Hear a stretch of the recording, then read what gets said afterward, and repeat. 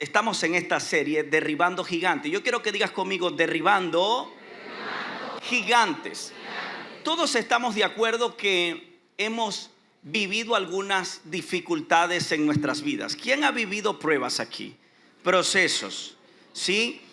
¿Sabes? Procesos vivimos todos, dificultades vivimos todos. Todos tenemos un gigante que vemos y observamos como demasiado grande.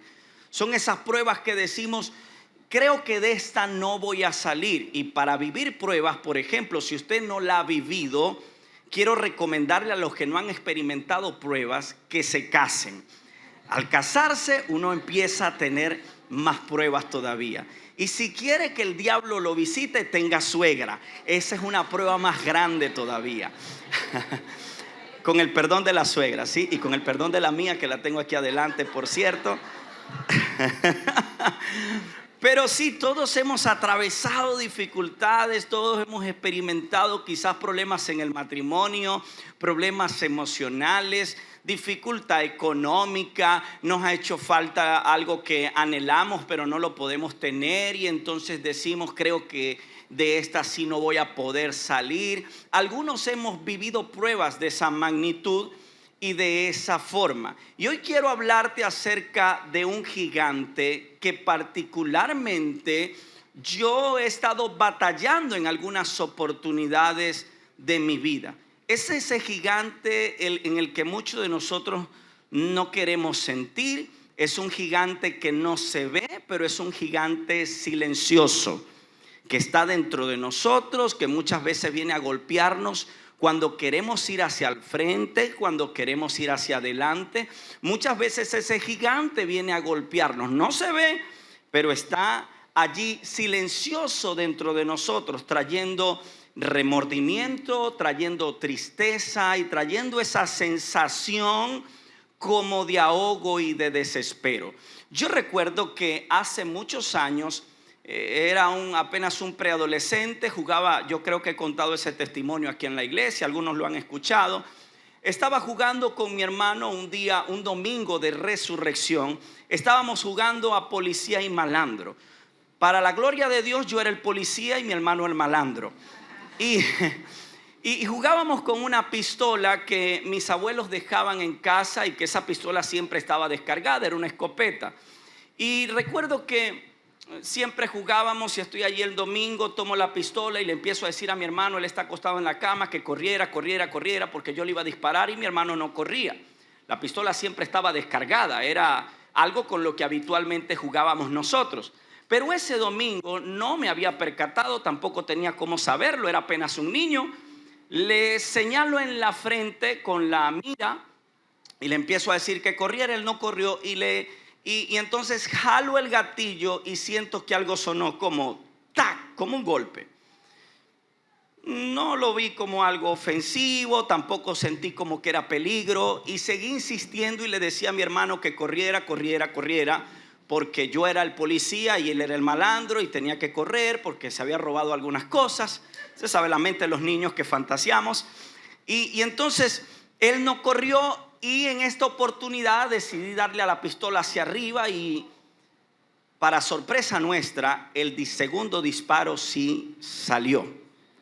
Abrí un hueco en la pared como de este tamaño y a los alrededores de ese hueco habían muchas municiones.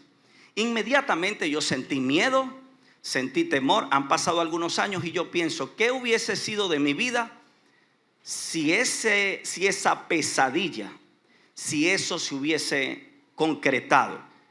Pero cuando estoy allí en ese lugar, suelto la pistola, salgo a correr y me escondo. Empiezo a esconderme y empiezo a sentirme culpable, aún con una mente de niño, cruzando hacia la preadolescencia, pero empecé a sentir culpa. De ese gigante justamente quiero hablarte, acerca de la culpa. Es ese sentimiento que tenemos cuando sentimos que hemos cometido algún error. La culpa nos esconde. Por ejemplo, Adán y Eva pecan, le fallan a Dios en el jardín del Edén. Inmediatamente cuando ellos se dan cuenta que acaban de embarrarla, salieron a correr a esconderse. Y por allí andaba Dios buscándolo en el jardín del Edén y no los encontraba. Y entonces Dios se da cuenta y le dice, ¿por qué se esconden? Porque ellos sabían que la habían embarrado. Y así funciona la culpa. Ahora, los psicólogos hablan de dos tipos de culpa. La culpa que es real, que es esta que habla acerca de esta que cuando alguien ha cometido un error o ha causado daño a otros. ¿Hay alguien aquí que ha cometido algún error? Todos, ¿verdad? O le hemos causado un daño a otros. Más nos causan a nosotros, decimos nosotros, que nosotros herimos a alguien. Y segundo, la culpa imaginaria, que es esta cuando la persona se siente culpable sin haber hecho realmente algo malo, ¿sí? Que solo está en tu mente. Es cuando le decimos a alguien, oye, yo pensé que tú estabas molesto por eso que yo hice. Y la persona está tranquila, en ningún momento. No, chicos, ni siquiera había tomado en cuenta eso. La verdad es que no me molesté por eso. ¿A alguien le ha pasado eso, que pide disculpas por algo que la gente ni por allá? En algún momento eso nos ha ocurrido y los psicólogos le llaman a eso la culpa imaginaria. Ahora, todos no estamos ajenos de vivir ese sentimiento, de vivir, por ejemplo, el remordimiento, la culpa. La culpa, por ejemplo, es una emoción compleja que surge como una persona siente cuando ha hecho algo malo, cuando ha cometido un error, cuando ha fallado. Y ninguno de nosotros estamos ajenos de sentirnos así. En algún momento sentimos que ese sentimiento nos corroe. Ahora, la culpa tiene dos perspectivas. Tiene la perspectiva desde nuestro corazón o desde nuestra perspectiva, y tiene también la perspectiva de cómo ve la culpa a Dios. Vamos a hablar primero de esa culpa desde nuestra perspectiva. Y la historia nos cuenta un episodio de un hombre que formó parte de las personas de más de confianza de Jesús. Tan de confianza que este hombre administraba los recursos de lo que recolectaban los apóstoles, de las cruzadas que hacía Jesús. Uno no le da la responsabilidad de manejarle el dinero a cualquier persona, ¿sí o no? Sí, uno le da la responsabilidad de manejar el dinero a una persona con la que confía, que sabe que no se lo va a malgastar. Algún esposo por ahí está diciendo, por eso es que yo no se lo doy a mi esposa. Sí, pero uno le da su dinero a personas con las que uno se siente que no lo van a traicionar. Sin embargo, este joven del que voy a hablarles es nada más y nada menos que Judas. Él perteneció a los 12 discípulos de Jesús, esos famosos 12 apóstoles. Y entonces Judas manejaba las finanzas. Sin embargo, Jesús había predicho que uno de ellos los iba a traicionar, iba a traicionarle. Y cuando él escucha estas palabras, él se queda callado porque sabía que en su corazón en algún momento esto iba a pasar. Ahora Judas está allí caminando con el maestro, lo escucha hablar acerca de la misericordia, conoce el corazón de Jesús, estuvo cerca de él, pero de un momento a otro dejó pervertir y dañar su corazón y empezó entonces a tener cierto afán por el amor al dinero. Y entonces Judas emprende este desafío de traicionar al Mesías. Dice que Judas entregó a Jesús al Sanedrín, es decir, al consejo religioso, a cambio de 30 monedas de plata. Y este acto lo condujo a Jesús al arresto y posteriormente a su crucifixión.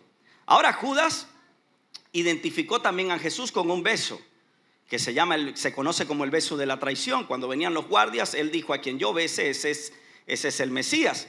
Luego de este hecho, y al darse cuenta de la magnitud de lo que había cometido y de lo que había hecho Judas, en su intento o tuvo un remordimiento en el corazón, quiso devolver el dinero. Vamos a ver qué dice esta historia según la palabra de Dios. Ahora, observen este título que está en Mateo capítulo 27. Creo que es la historia o el título con que a ninguno de nosotros nos gustaría que se hablara de nosotros. Al menos no nos gustaría que nuestra historia se viese así. Mira cómo dice este título: Judas se ahorca. ¿A quién le gustaría que se escribiera algo a nadie? Ahora miren la historia. Dice: muy temprano por la mañana, los principales sacerdotes y los ancianos del pueblo se juntaron nuevamente para tramar de qué manera ejecutar a Jesús.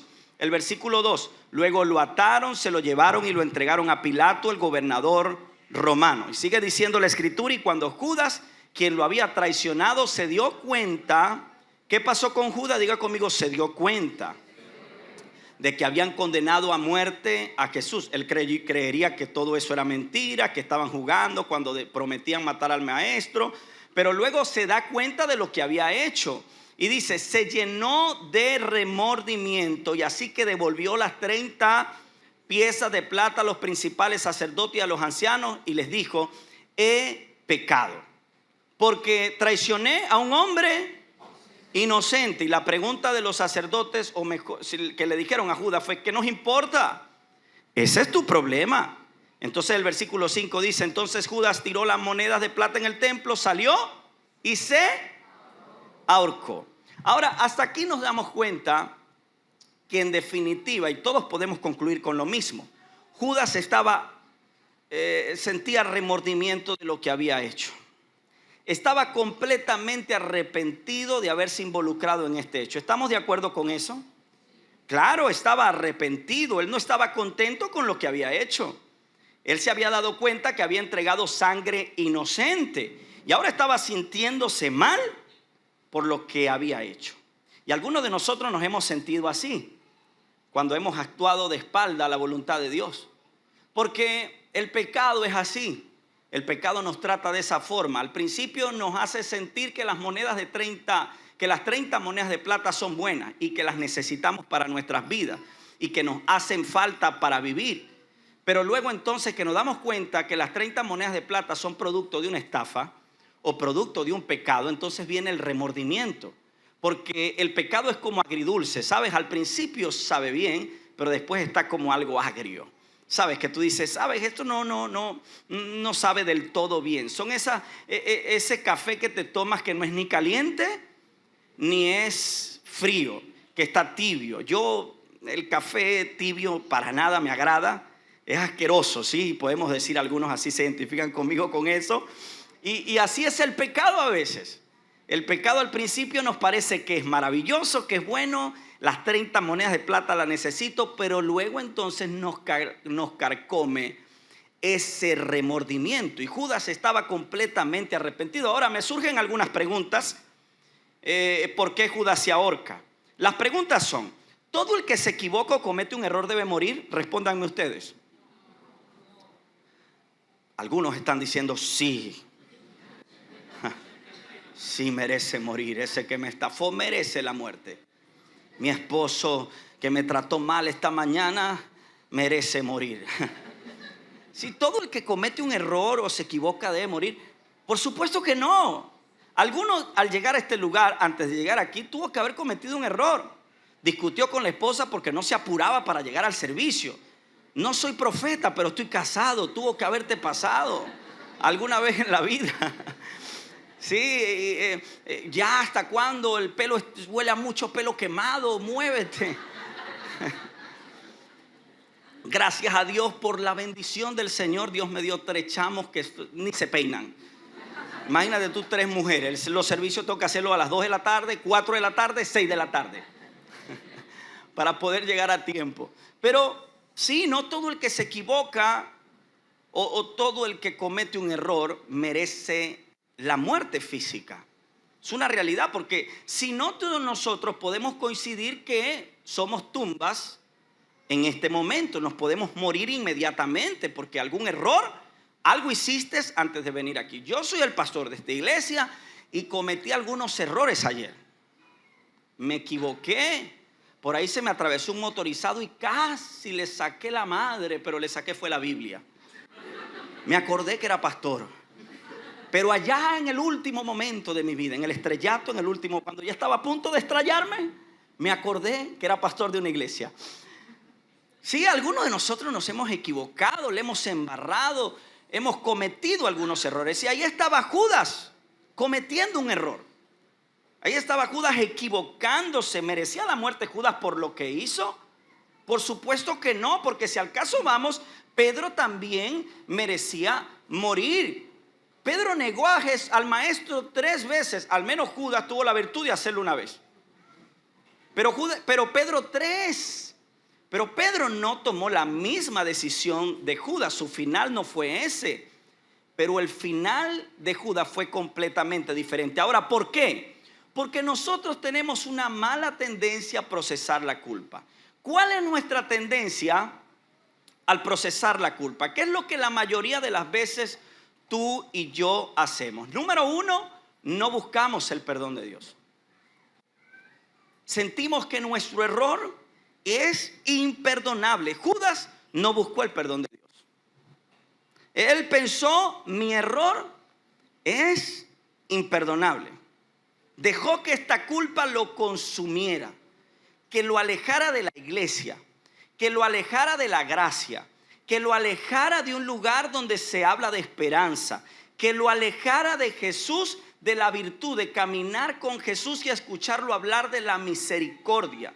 Judas dejó que sus propios pecados lo alejaran de eso que un día él vio con sabor, este sabor de la gracia. En su momento más difícil no buscó el perdón de Dios, porque eso hace el remordimiento. El remordimiento, mis hermanos, nos conduce a la culpa. Ahora, el arrepentimiento es distinto, porque mientras el remordimiento nos conduce a la culpa, el arrepentimiento nos conduce a la gracia. ¿Estás oyendo eso? Él se queda en el remordimiento. Pero escúchame, Primera de Juan capítulo 1 versículo 9 dice que si nosotros confesamos nuestros pecados, Dios, que es fiel y justo, nos los perdonará y nos va a limpiar de toda maldad. Judas había escuchado que Jesús había predicado, por ejemplo, sermones como la parábola del hijo pródigo.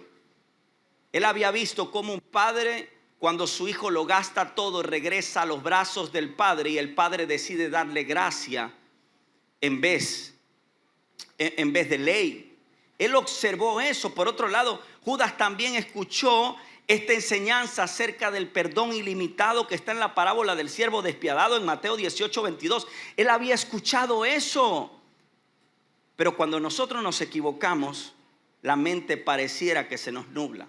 Sentimos que estar aquí, recibir a Cristo, tener a Dios en nuestras vidas, es no equivocarnos jamás. Por ejemplo, muchas veces pensamos, si yo paso allí, mi vida tiene que ser perfecta. Yo no me puedo equivocar. Yo he escuchado gente que dice, pastor, yo no me he arrepentido porque el día que yo lo haga lo voy a hacer de verdad. Hermano, si yo hubiese hecho eso, escúchame, ni en el último día de mi muerte, sabiendo que me va a morir en el año 99, yo me voy a morir por ahí como en los 110 por ahí, pero me voy a morir así musculoso, con fuerza, con ganas. Me voy a morir así como que chaito a perder. No, me va a morir bien. Bueno, al menos eso estoy declarando. Si yo hubiese pensado de esa manera, yo nunca hubiese recibido a Cristo. ¿Por qué? Porque la vida cristiana no es una vida de perfección, es una vida que te ofrece, que tiene obstáculos igual. Yo nunca te diré desde este lugar, ven a Cristo y tus problemas se acabaron, pares de sufrir. No te diré eso. Vas a sufrir igual. La diferencia es que ahora Cristo estará contigo cada día en cada dificultad que enfrentes en tu vida.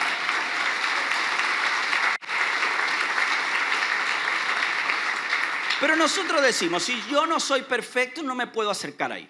Esa gente es muy perfecta para mí. He escuchado gente que me dice, pastor, me dicen, yo los invito en el gimnasio y me dice, yo no puedo ir porque si yo voy, se cae el Cristo de la cruz. Y yo le digo, por la gracia de Dios no tenemos Cristo en la cruz. Gracias a Dios, puedes ir tranquilamente. Se va a caer los vidrios quizás de la batería, pero el Cristo en la cruz no se va a caer. Y si fuese por eso, las cornetas dejaran de sonar, la luz se fuera en este momento, porque todos nos equivocamos. Ahora Judas había escuchado a Jesús perdonar, pero no estaba dispuesto a buscar el perdón de Dios. Y a veces nosotros somos así. Por otro lado, Judas también se aisló en su desesperación, y así solemos hacerlo nosotros. Tenemos una tendencia a no compartir con nadie la carga por temor a ser expuesto. ¿Cuántas personas no están aquí hoy en silencio, pasándola mal porque les da vergüenza exponer su vulnerabilidad? Ahora, Judas pertenecía a una comunidad de fe, pero no estaba involucrado en la comunidad de fe. Tú puedes pertenecer a una comunidad de fe, pero no estar involucrado. Cuando tú estás involucrado, empiezas a tener problemas. Y eso es normal. Eso está bien. Si tú vas a mi casa y vas un día, vas a ver que nos las llevamos de maravilla. Pero si te vas a vivir con nosotros, si yo te contara, es una relación así como de amor-odio. Todos. Es que Alexandra, les digo de verdad, es difícil. Se los digo de verdad. Mis hijos son complicados. Ahí el perfecto en esa casa soy yo. Mi único problema es ser perfecto. Ese es mi único problema. Sí, cuando te involucras empiezas a tener problemas y dificultades. Yo le digo a los equipos de la iglesia: si ustedes no están teniendo problemas, ustedes están teniendo una armonía superficial. Tienen que tener problemas, porque la verdadera comunidad de fe, de creyentes, la verdadera conexión genera situaciones difíciles y complicadas. La crisis, cuando tú te expones a la crisis y pasas dificultades, entonces empiezas a amar como Dios, y Dios empieza a formar tu carácter, y cada vez más te vas a parecer al Maestro, amando a aquellos que son imperfectos como tú y como yo. Pero entonces Judas decidió aislarse. Él dijo: no, yo prefiero estar solo. Y esa tendencia a no compartir con nadie. Por otro lado, buscar a las personas incorrectas para enmendar nuestro error. Esta es nuestra tendencia: buscar a la gente incorrecta. ¿A quién buscó Judas para enmendar su error? ¿Sabes en quién pensó? En las personas equivocadas. Y tú me podrás decir: pastor, pero buscó a los sacerdotes. Sí, pero es que esa era la gente que estaba tramando matar al Mesías. Esta gente no podía darle a Judas lo que ni ellos mismos estaban recibiendo, porque uno no puede dar lo que no tiene. Le voy a decir una cosa: no busque gracia en aquellas personas que no le pueden dar lo que solamente Dios puede dar. Deje de buscar, quizás buscar compasión, misericordia en el lugar incorrecto, en las personas incorrectas. Hay gente tratando de agradar a los demás, dejando de ser ellos mismos, dejando de ser feliz, ceden a sus pasiones, ceden a sus emociones, ceden a su paz, tratando de agradar a todo el mundo, y dejan de ser ellos. No busques en otros lo que solamente Jesús puede ofrecerte, lo que solamente Jesús puede darte. Él tiene gracia para ti, Él tiene amor para ti, Él tiene restitución para ti. Él puede perdonarte cuando tú te caigas. La gente te podrá señalar, pero Jesús te va a rescatar cada vez que vayas a Él. Amén. Vamos a aplaudir al Señor por eso. ¿Cuál fue la diferencia entre Judas y Pedro? Pedro fue al lugar correcto, fue a Jesús. En cambio, Judas fue a los sacerdotes, a los religiosos, porque esta gente no era de Dios. Por eso Jesús le dijo: ustedes de labios me adoran, pero su corazón está lejos de mí. Ellos no podían darle a Judas lo que Judas estaba necesitando. Él tenía que ir a la fuente, y en su defecto ir a los apóstoles, que eran su comunidad de fe. Ahora, vamos a ver la culpa desde la perspectiva de Dios. ¿Saben? La culpa no es mala en sí. Si tú y yo la manejamos bien, esta puede convertirse en una poderosa herramienta para crecer y para impulsarnos. Podemos sentir culpa, es normal. Podemos entristecernos, claro que sí, porque estos son sentimientos, son emociones. Pero si manejamos bien la culpa, si hay alguien aquí que se siente culpable de haber hecho algo, si la manejas bien, si la procesas bien, te puede impulsar a un cambio, ese cambio que tú necesitas en tu vida. Ahora, para hablarte de la culpa y cómo Dios la ve y cuando es bien procesada, debo hablarte de la parábola del hijo pródigo. Por un lado tenemos la culpa desde nuestra perspectiva, cómo la manejó Judas. Pero por otro lado tenemos un contraste, cómo la maneja el hijo pródigo. Los dos tienen la misma situación, le han fallado al padre. Judas le falló a Jesús, y ahora el hijo pródigo también le está fallando al padre. ¿Por qué? Porque quiero decirte algunos puntos relevantes de esta historia que está en Lucas capítulo 15, versículo 11 al 32. Ahí vas a encontrar la historia, te la voy a resumir. Dice que un joven pide a su padre su herencia anticipadamente, siendo el menor de los dos hijos de este hombre.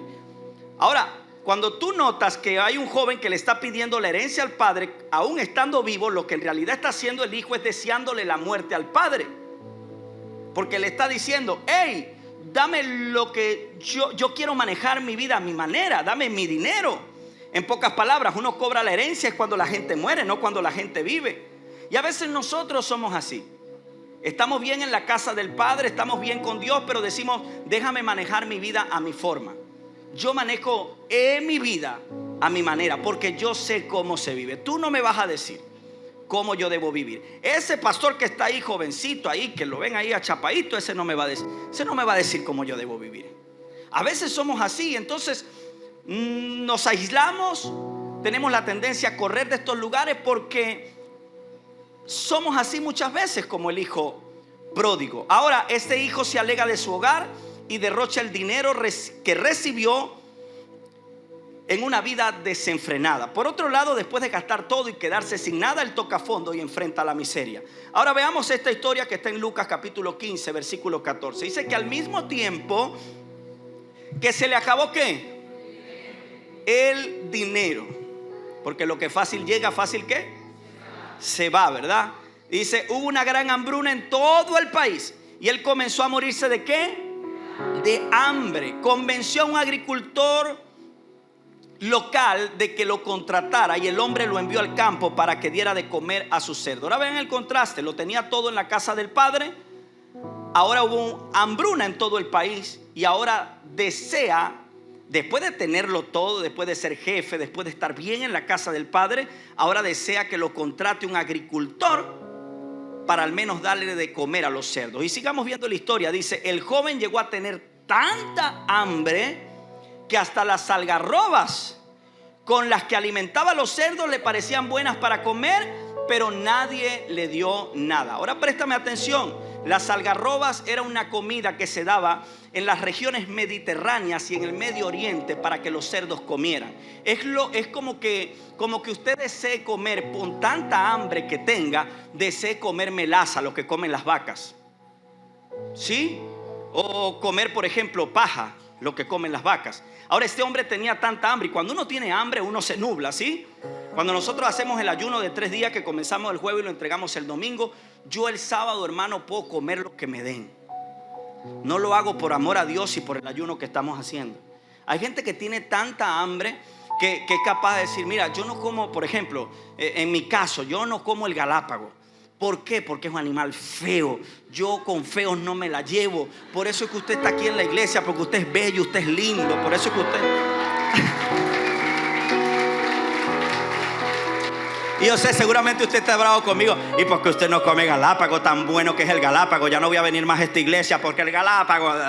No se ponga bravo. A mi esposa le encanta el galápago. Le fascina. Le gusta el galápago. Y cuando yo la veo ahí comiéndose esas cosas, ay, yo digo: Dios mío, Señor, me casé con ella, Señor.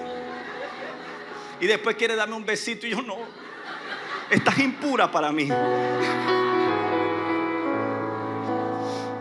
Pero cuando uno tiene hambre, uno dice: lo que sea me lo como, ¿sí? Y así estaba. Ahora, en el orden de estos eventos, de esta parábola, el hijo pródigo toca fondo, porque hay un momento de nuestra vida donde necesitamos tocar fondo, donde nos damos cuenta que la vida que llevamos no es correcta, no está bien. Por mucho que nos guste, por mucho que nos agrade, por mucho que nos haga sentir bien, por mucho deseo que sintamos, la vida que llevamos no está bien. Como tuve sentado a un muchacho con problemas en su identidad, me dijo en mi oficina, me dijo: pastor, esto me agrada, me encanta, toda mi vida he sido así, pero entiendo, pastor, que no puedo hacer lo que yo quiero hacer la voluntad de Dios, por eso estoy aquí, ayúdame, me dijo. Y el hijo pródigo toca fondo. Él entiende: hey, la vida que estoy llevando no está para nada bien. Dice: cuando finalmente entró en razón, se dijo a sí mismo: en casa hasta los jornaleros tienen comida de sobra y aquí estoy yo muriéndome de hambre. Me encanta la comparación que hace este hombre, porque dice: mira, en la casa de mi padre hay tanta gracia que hasta sus empleados están pasándola bien, y yo, que soy su hijo, estoy aquí deseando comer de los cerdos por la vida que decidí llevar. Amigos, en este lugar hay gracia, hay amor, hay perdón. En este lugar el Padre está aquí para ti. Entonces dijo: volveré a la casa de mi padre y le diré: Padre, he pecado contra el cielo y contra ti, ya no soy digno de que me llamen tu hijo. Te ruego que me contrates como jornalero. Ahora, ¿cómo enfrenta la culpa y cómo la procesa el hijo pródigo? Porque vimos cómo lo hizo Judas, equivocadamente, y a veces nuestra tendencia es como lo hizo Judas. Ahora, ¿cómo debemos procesarla? Llegamos hasta este punto. Sí, pastor, estoy aquí viviendo desenfrenadamente. Me identifico con el hijo pródigo. Siento culpa por la vida que estoy llevando. Sí, pastor, me siento identificado. Estoy traicionando a mi familia, pastor. Estoy traicionando a mi mujer. Estoy engañándola. Estoy viviendo desenfrenadamente, pastor. Me parezco al hijo pródigo. Ahora, ¿cómo puedo procesar eso? Porque necesito un cambio. Necesito ayuda. Hay un momento de tu vida donde tú entras en razón, donde tú dices: entiendo que separado de Dios nada puedo hacer. He intentado cambiar a mi forma, a mi manera, pero lo que he conseguido son los resultados incorrectos. Entonces, ¿qué debo hacer con esto que estoy sintiendo? Número 1, reconocer la culpa y reflexionar sobre ella. El hijo pródigo dijo: finalmente entró en razón y se dijo a sí mismo: en la casa de mi padre hasta los jornaleros tienen comida de sobra, y estoy aquí yo muriéndome de hambre. El hijo pródigo reconoció su error al desperdiciar la herencia. ¿Sabes? Admitir nuestras fallas con sinceridad es el primer paso para confesar nuestras culpas. No está mal que tú digas: me equivoqué, la embarré. ¿Sabes? Yo de cuando en vez reúno a mis hijos y les digo: hey, perdónenme. No está mal. Y eso no te hace más débil, al contrario, te hace crecer y te hace más fuerte. A veces uno se enfrasca en ganar las discusiones y las peleas. ¿Para qué, digo yo? Reconocer nuestra falta. Recuerdo que en una oportunidad, alejándome de la gracia de Dios, tuve una pelea con Ale, porque los matrimonios tenemos pelea. Díganme amén. Y tuvimos una diferencia en la casa de la suegra. Claro, en la casa de la suegra puede pasar de todo. Se manifiestan espíritus inmundos. Y recuerdo que le dije a Ale: yo me voy de la casa. Vivíamos en la casa de la suegra. Y dije, y salí, prendí el carro y dije: ya sé, me voy a apartar de Dios. Pues yo no quiero volver con esta mujer. Y si yo sigo siendo cristiano, la voy a seguir perdonando. Vamos a seguir, porque yo pensaba que era yo quien tenía la razón. Y entonces dije: me voy a una licorería. Hoy entrego la gracia de Dios por una caja de cerveza. Gloria a Dios, dije yo. Prendí el carro, me fui a la licorería. Y cuando estoy a punto de salir a una licorería que está por aquí, por las Fuerzas Armadas, ¿cómo se llaman? Denme ahí, ustedes que saben. Entonces cuando estoy allá, sí, cuidado, ahora puro santico aquí. No. Yo lo más cerca que he estado del vino fue cuando Jesús habló acerca del vino. Entonces cuando estoy ahí, casi que salgo de la licorería, subo los vidrios y está sonando por allí una canción en mi carro apenita. Gracias a Dios no era Guayabo de Mes y Pico, ni son las 4 de la mañana, ni nada de eso, o Bocito Dormilón, porque hubiese sido peor. Pero está sonando una adoración de Marcos Witt, nunca se me va a olvidar. Y cuando estoy a punto de salir, vino esta adoración a mi mente y a mi corazón. Cuando estoy a punto de entregarme a esa vida nuevamente, y estoy a punto de devolverme como el hijo pródigo que fue y desperdició toda la herencia, yo le dije al Señor: Señor, yo vuelvo si mi esposa reconoce su error, si la cambias. Y recuerdo que Dios me dijo claramente: aquí el que tienes que cambiar eres tú. Una vez que tú cambies, yo voy a transformar el corazón de tu esposa. Para la gloria de Dios, no me entregué a la vida desenfrenada. Hoy estoy aquí predicándole. ¿Será que Dios no es bueno conmigo? Amén. Dale un aplauso grande al Señor. Me regresé a la casa y le dije a mi esposa: perdóname, me equivoqué, no lo hice bien. Y le dije: primera y última, que me voy de aquí. Ya no me voy más. Acéptame así, chueco como estoy. En algún momento voy a cambiar. Gloria a Dios, Dios le regaló un pastor. Mira, ¿será que Dios no es impresionante?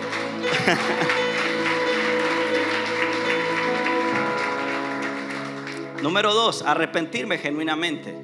¿Cómo proceso esto que estoy sintiendo, pastor? Sí, la embarré, lo hice mal. ¿Cómo lo proceso? Vamos a tener que arrepentirnos genuinamente. Fíjate que él dijo, el arrepentimiento es la clave en esta parábola que te acabo de leer. Él dijo: me levantaré y diré: Padre, he pecado contra el cielo y contra ti. El arrepentimiento debe incluir acción, mi hermano. Si tú dices: estoy arrepentido, pero no das pasos a cambio, no te la van a creer.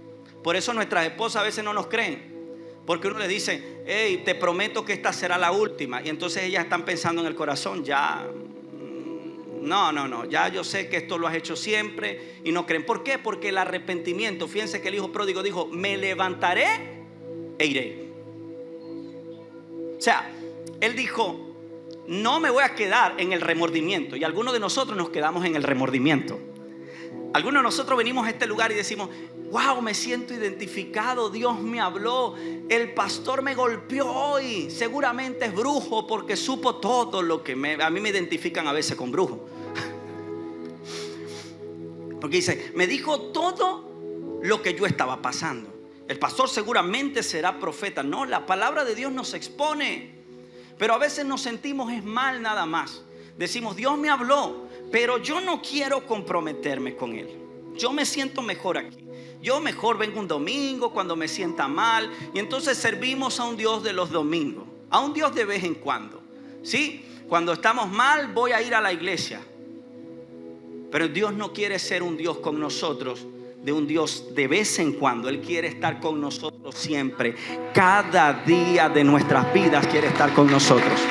Amén.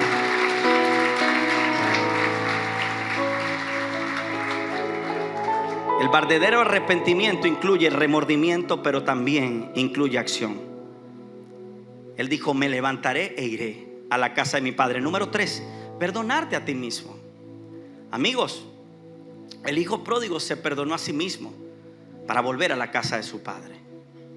Tienes que perdonarte a ti mismo. Escúchame, de verdad, si yo me pudiera sentar contigo ahora, te diría lo que yo he sentido de Dios en mi vida. Escúchame, de verdad, en serio, la he embarrado mucho. Yo me he equivocado, de verdad. Pregúntele a Ale. He hecho unas cosas, claro, no voy a decir que juego con la gracia, pero me he equivocado. Algunas veces me he desfasado en la ira y he dejado que eso me gobierne. Le he dicho palabras a ella en medio de una discusión, tal vez, que yo después digo: Dios mío, la embarré tanto, porque soy humano igual que tú. Algunas veces sí se me atravesó. El otro día se me atravesó un motorizado. Iba en el carro y el hombre me dijo, pero de verdad, me dijo unas cosas. Me mentó la madre, me sacó a la suegra, a todo el mundo. Con la suegra está bien, pero con mi mamá se pasó. Y yo me he parado, el pastor de esta iglesia, perdónenme. Y yo me he parado y le dije: ven acá. Mi esposa se me quedó bien. Pastor. Y yo digo: en esto ahorita soy el pastor López. Pero me molesté tanto porque me sacó a todo el mundo, a la familia, y no tenía nada que ver en el problema. Y después llegué a la casa, porque cuando estaba bravo sentía: pero es que es verdad, esto está bien. Y Alexandra diciéndome: pero mi amor, y si es disculpa, ojalá haya venido a la iglesia hoy. Y si al final está aquí, por favor, se me acerca para pedirle perdón. Pero ella me dijo: mi amor, y si esa persona va a la iglesia y si vi un reel, a ti que te pasan esos reels en todos esos estados. Y yo dije: nada, para que vea que yo también. O sí, me empecé a defender. Cuando llegué a la casa, vino ese remordimiento. Ahora tengo dos opciones: hacer como Judas o a ser como Pedro o el hijo pródigo? Tienes que perdonarte a ti mismo. No puedes seguir con ese sentimiento. Yo no merezco perdón. Hay gente que está aquí diciendo: yo no merezco la gracia de Dios. Yo no merezco estar ahí. Pastor, para yo pasar ahí tengo que ser perfecto. Hay gente todavía diciéndome: pastor, yo me voy a arrepentir cuando de verdad yo sé que no le voy a fallar a Dios. Está fregado. Porque yo le fallo a Dios. Créeme, no lo hago intencionalmente ni quiero jugar con la gracia, pero mi naturaleza humana se equivoca muchas veces. Pero la palabra de Dios promete: si 7 veces cae un hombre y una mujer de Dios, un justo, 7 veces yo lo voy a levantar cada vez que se caiga. Amén. Dice Romanos capítulo 8 verso 1, dice: por lo tanto, ahora no hay ninguna condenación para los que están en Cristo Jesús. Número 4, crecer y aprender del error. Fíjense que el hijo pródigo aprendió de su error. Tenemos que aprender de lo que hemos hecho. El hijo pródigo volvió con una actitud distinta. Él dijo: volveré a la casa de mi padre. Ahora no fue aquel hijo pródigo que salió orgulloso. Ahora estaba volviendo con una actitud distinta. Y número 5, aceptar el amor y el perdón de Dios. Si no te has dado cuenta todavía, Jesús contó esta parábola desnudando el corazón del Padre, mostrándoles qué hace el Padre cuando tú te equivocas. Jesús contó esta parábola diciendo algunas cosas como estas. Él dijo entonces, diciéndole a sus discípulos, enseñándolos acerca de la gracia. Y es interesante porque Judas está escuchando esto. Judas escuchó este mensaje. Él no fue que le dijo a Judas: salte, porque cuando tú te equivoques yo no quiero perdonarte. Inclusive Pedro había pecado y él había escuchado cuando Jesús le dijo a Pedro: tú me vas a traicionar, pero yo he orado por ti para que cuando lo hagas tu fe no falte. Judas sabía que el maestro lo podía perdonar de cualquier error. Y entonces Jesús les está contando esta parábola y le dijo lo siguiente. Le dijo: cuando el hijo regresó, entró en razón, desperdiciando todo el dinero y viviendo a su manera. Judas regresó a un lugar donde le podían dar ley, pero el hijo pródigo regresó al lugar donde él iba a recibir gracia, restitución, amor y perdón. Y le dijo: entonces regresó a la casa de su padre, y cuando todavía estaba lejos, su padre ¿qué? Lo vio llegar. Lleno de amor y de compasión, corrió a su hijo, lo abrazó y lo besó. Ahora quiero contarte algo. En la cultura judía había una tradición que se llamaba Kesasa. Era una ceremonia. Escúchame bien. En esta ceremonia se decía que los que se iban de la casa de su familia, que gastaban su herencia entre los gentiles, una vez que ellos volvían, la aldea a la que este hombre pertenecía, el que se iba de la casa de su familia a desperdiciar su herencia entre los gentiles, la aldea estaba a la expectativa porque sabía que en cualquier momento esta persona podría regresar. Ahora, cuando esta persona regresaba, sus etiquetas eran diferentes, porque al principio estaba en la casa del padre, pero una vez que se va, literalmente caía bajo maldición porque se iba en rebeldía. Entonces, la tradición con lo que ellos celebraban esto del Kesasa decía que cuando el hijo regresara, y todos en la aldea, inclusive por eso es que la parábola relata que el padre del hijo pródigo dice que cuando todavía estaba lejos, su padre lo vio llegar. Es decir, él estaba desde la colina esperando que en cualquier momento su hijo podía regresar, y él estaba atento, tal cual como todos estaban en la aldea. Y la tradición decía que cuando regresaba la persona, una vez que regresaba, los de la aldea salían a correr a recibirlo, no para tirarle flores, sino para maldecirlo, para señalarlo y para enviarle un mensaje. Y lo que ellos hacían es que tomaban tinajas todos los de la comunidad. Y entonces cuando el hijo pródigo viene, ellos trataron de correr, y lo que hacían ellos era lo siguiente: que cuando regresaba esta persona, una vez que lo tenían al frente, ¿sabes qué hacían? A los pies de esta persona que ahora estaba maldita para ellos, y hacían así. Todos tiraban las vasijas a los pies de esta persona. ¿Qué significaba este acto? Este acto significaba que así como se rompe y se parte y se quiebra esta taza, que Dios quiebre tu vida, que Dios te maldiga. Literalmente lo que ellos estaban era deseando más maldición y condena para la vida de este muchacho. Ahora, ¿por qué el padre corre? ¿Por qué el padre corre cuando ve que su hijo llega? Porque él sabía que los de la aldea también estaban esperando para condenar a su hijo. Sin embargo, como el padre tiene tanta misericordia, salió corriendo antes de que Quesasa llegara. Y donde Quesasa quería dar condenación, el padre llegó primero para dar gracia, para dar perdón, para dar amor, yo no sé si usted está escuchando esta mañana. Quiero que te pongas de pie por un instante. Pero lo que el padre estaba haciendo era: yo sé que estos aldeanos le van a dar a mi hijo ley, pero yo tengo tanta misericordia que cuando él vio llegar a su hijo, corrió a protegerlo, a abrazarlo. Si tienen que tirarle una tinaja, que me lo hagan a mí. Pero el hijo que estaba muerto ha regresado a mi casa, donde el diablo te condena, donde las personas te señalan. Aquí está el Padre esta mañana para darte amor, para darte misericordia, para darte perdón. Tenemos un Padre bueno. Amén. Dale un aplauso grande a tu Dios.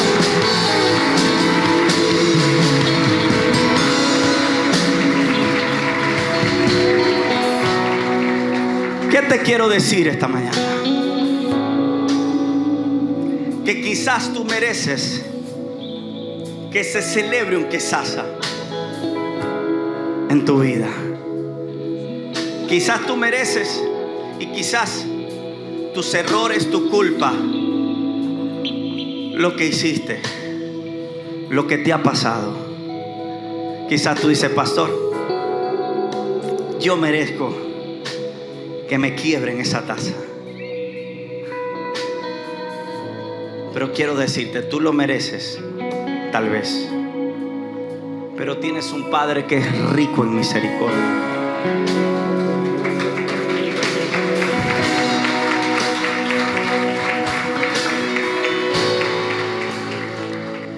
Que no te quiere dar ley, te quiere dar gracia. Quiero que cierres tus ojos por un instante y déjame orar por ti esta mañana.